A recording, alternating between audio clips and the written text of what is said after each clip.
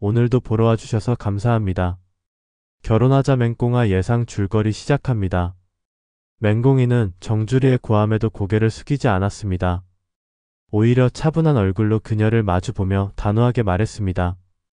회사는 제 개인적인 감정을 내려놓고 일하는 곳입니다. 개인 감정으로 그만둘 생각 없습니다. 그러나 정주리는 분이 풀리지 않은 듯 노려보며 너 같은 애가 우리 집안 며느리라는 게 창피하다. 민기 앞길을 막는 것도 모자라 집안까지 시끄럽게 만들어? 라고 퍼부었습니다. 하지만 맹꽁이는 흔들리지 않았습니다. 그녀의 침착한 태도가 오히려 정주리를 더 자극했습니다. 나가. 당장 내 눈앞에서 사라져. 정주리는 분노에 차서 소리를 질렀고 결국 맹꽁이는 이를 악물고 집을 나섰습니다.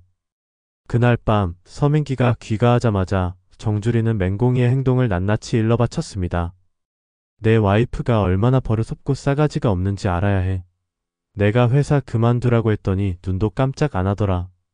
서민기는 피곤한 얼굴로 한숨을 쉬며 장모님, 제가 알아서 할게요 라고 말했지만 정주리는 물러설 기미가 없었습니다. 아니 내가 좀 똑바로 해. 내 앞길 막고 회사에서 이간질하고 시댁에서까지 날뛰는 게 말이 돼? 내가 지금 누구 편을 들어야 하는데.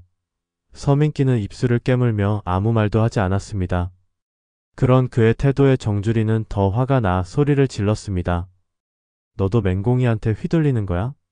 강진아가 얼마나 널 생각하는지 아냐? 널 위해 저렇게까지 애쓰는데 내 와이프라는 여자는 뭐? 질투에 눈이 멀어 남편 앞길까지 막고 있는데? 서민기는 더 이상 듣고 있을 수 없었습니다. 장모님, 공희는 그런 사람 아닙니다. 오해 마세요. 단호한 그의 목소리에 정주리는 황당하다는 듯 비웃었습니다. 오해? 내가 직접 들었어. 그 여자가 내 발목을 잡고 있다는 걸. 하지만 서민기는 더 이상 말을 섞지 않고 방으로 들어가 버렸습니다. 그런 그의 태도에 정주리는 분통이 터졌고 곧바로 강진아에게 전화를 걸었습니다. 진아야, 내가 도저히 못 참겠다. 민기가 저렇게 나오면 안 되는데. 그 시각 맹꽁이는 홀로 공원 벤치에 앉아 있었습니다. 오늘 하루 있었던 일들이 머릿속을 휘몰아치며 지나갔습니다. 강진아는 점점 더 대놓고 자신을 무시하고 정주리는 기회만 되면 내쫓으려 들었으며 이제는 서민기까지 그들 사이에서 흔들리고 있었습니다. 공희는 속이 답답하고 먹먹했습니다. 내가 뭘 그렇게 잘못했지? 그녀는 혼잣말을 하며 눈을 감았습니다. 그러나 곧 핸드폰이 울렸습니다. 발신인은 구단수였습니다. 망설이다가 전화를 받자 그의 다급한 목소리가 들렸습니다. 공희야, 괜찮아? 어디야? 공희는 아무렇지 않은 척하려 했지만 목소리가 떨렸습니다. 그냥 바람 좀 쐬고 있어. 그러자 단수는 걱정스러운 목소리로 지금 너네 시댁에서 무슨 일 있었지? 강진아가 또 뭐라 한 거야? 라고 물었습니다. 공희는 애써 웃으며 아니야, 별일 아니야 라고 했지만 단수는 단호했습니다. 공희야, 나한테는 솔직하게 말해도 돼. 지금 당장 만나자. 공희는 한참을 망설이다 결국 단수와 마주 앉았습니다. 단수는 공희의 얼굴을 보자마자 또 뭘 당한 거야? 라며 답답한 얼굴을 했고 공희는 한숨을 쉬며 모든 일을 털어놓았습니다. 단수의 표정이 점점 굳어졌습니다. 강진아가 내 험담을 시댁에서 했다고? 그것도 내 앞에서? 단수는 분노를 억누르려 애쓰며 이를 악물었습니다. 더 이상 가만히 있을 수 없겠어. 다음날 단수는 서민기를 찾아갔습니다. 두 사람은 회사 옥상에서 마주섰고 단수는 노골적으로 서민기를 쏘아보며 말했습니다. 서민기, 대체 너 뭐하는 놈이야? 서민기는 차분한 척했지만 단수의 분위기가 심상치 않았습니다. 무슨 말이야? 그러자 단수는 코웃음을 치며 너도 들었을 거 아냐? 내 와이프가 어떤 대접을 받는지. 근데도 가만히 있어? 라고 쏘아붙였습니다. 서민기는 불쾌한 듯 얼굴을 찌푸렸습니다. 단수야, 그건 우리 부부 문제야. 내가 끼어들 일은 아니지 않냐? 그러나 단수는 전혀 물러설 기색이 없었습니다. 부부 문제? 너 지금도 그 말이 나오냐?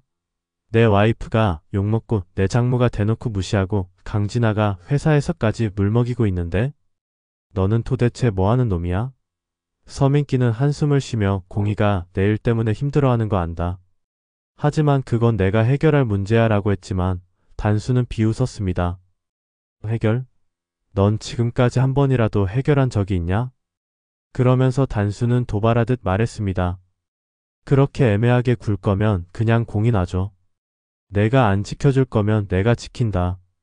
서민기의 표정이 순간적으로 변했습니다. 단수야, 그게 무슨 소리야? 그러나 단수는 여유롭게 웃으며 내가 공의를 지켜주지 않으면 내가 지킨다고라고 단호하게 선언했습니다. 서민기는 이를 악물며 단수를 노려보았습니다. 공의를 사이에 둔 두 남자의 기싸움은 점점 더 치열해지고 있었습니다. 그리고 그날 밤 강진아는 정주리와 다시 만났습니다. 이제 확실하게 해야죠, 어머니. 제가 맹공이 완전히 끝장낼 방법이 있어요. 강진아의 입가에는 서늘한 미소가 떠올랐습니다. 한 번만 더 기회를 주세요. 제가 직접 맹공이를 무너뜨릴 겁니다. 정주리는 강진아의 눈빛을 바라보며 천천히 고개를 끄덕였습니다. 그래, 이번엔 확실하게 끝내버려. 맹공이는 아직 아무것도 모르고 있었습니다. 그러나 그녀를 향한 강진아와 정주리의 계략은 이미 시작되고 있었습니다. 정주리의 고함이 쩌렁쩌렁 울리는 거실 한가운데서 맹공이는 서늘한 시선을 내리깔았습니다. 회사 그만두라는 소리를 들으며도 미동도 없이 서 있던 맹공이는 천천히 시선을 들었고 정주리는 그런 맹공이를 노려보며 지금 뭐 하는 거냐? 내가 내 앞길 막는 거 안 보여? 라고 소리를 질렀습니다. 하지만 맹공이는 미소 한 점 없는 얼굴로 앞길을 막고 있는 건 제가 아니라 어머니 아닙니까? 라고 담담하게 받아쳤습니다. 그러자 정주리는 더 이상 참을 수 없다는 듯 자리에서 벌떡 일어나더니 내가 감히 나한테 그런 말을 해? 내가 내 덕에 여기에 발 붙이고 있는 거야. 라고 외쳤습니다. 그러나 맹공이는 한 걸음도 물러서지 않았습니다. 오히려 조용히 한숨을 내쉬더니 정말로 제가 이 집에서 나가는 게 원하는 겁니까? 그럼 그렇게 하겠습니다. 라고 단호하게 말했습니다. 정주리는 순간 말문이 막혔고 그런 그녀를 보며 맹공이는 하지만 제가 나가면 서민기도 따라 나갈 겁니다. 그럼 어머니는 며느리 하나 쫓아내고 아들도 잃겠죠. 그게 괜찮으시겠습니까? 라고 덧붙였습니다. 정주리는 당황한 기색이 역력했지만 이를 악물고 넌 내 아들을 휘두를 수 있다고 착각하는 거냐? 민기가 널 따라갈 거라고 확신해? 라고 비웃었습니다. 그러나 맹공이는 눈 하나 깜빡이지 않고 그럼 어머니가 직접 확인해 보시죠.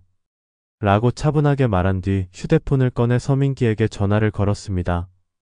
신호음이 길게 울리고 이내 서민기가 전화를 받자마자 맹공이는 한치의 흔들림도 없이 나 집에서 나가려고 해. 당신은 어머니 곁에 남을 거야? 라고 단도직입적으로 물었습니다.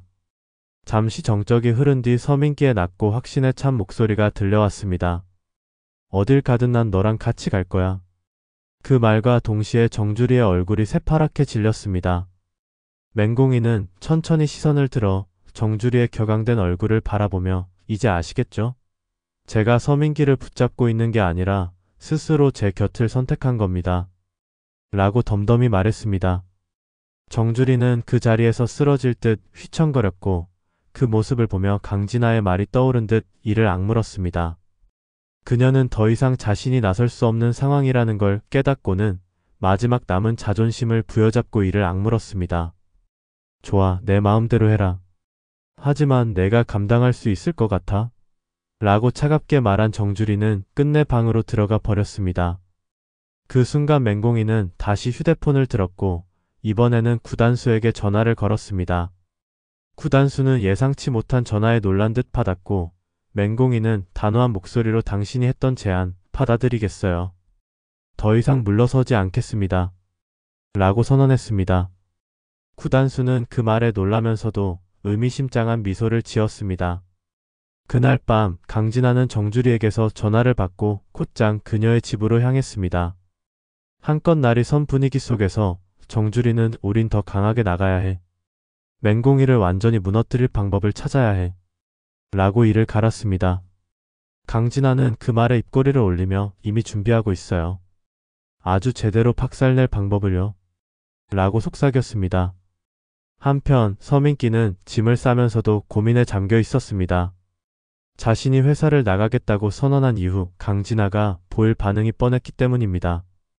하지만 그는 더 이상 물러설 수 없다는 걸 알고 있었습니다. 그러나 그가 모르는 사실이 있었습니다. 강진아는 이미 그를 무너뜨릴 수 있는 결정적인 약점을 손에 넣고 있었던 것입니다. 그녀는 맹공이를 견제하는 것을 넘어서 서민기까지 완전히 나락으로 떨어뜨릴 준비를 하고 있었습니다. 다음 날 회사로 출근한 맹공이 앞에 한 남자가 나타났습니다. 그는 서류 한 장을 내밀며 이걸 보면 생각이 달라질 겁니다. 라고 의미심장하게 말했습니다. 그 서류에는 서민기의 이름이 적혀 있었고 그 아래에는 그가 몰랐던 충격적인 내용이 담겨 있었습니다. 맹공이는 손을 덜덜 떨며 서류를 집어들었고 읽어 내려갈수록 표정이 점점 더 얼어붙었습니다. 그리고 마침내 그녀의 손에서 서류가 툭 떨어졌습니다. 이게 말도 안 돼. 맹공이의 목소리는 떨리고 있었습니다. 하지만 그 순간 어둠 속에서 누군가가 이 모든 상황을 지켜보고 있었습니다. 조용한 미소를 짓고 있는 사람 바로 강진아였습니다. 이제 시작이야, 맹공이. 내가 감당할 수 있을지 보자고.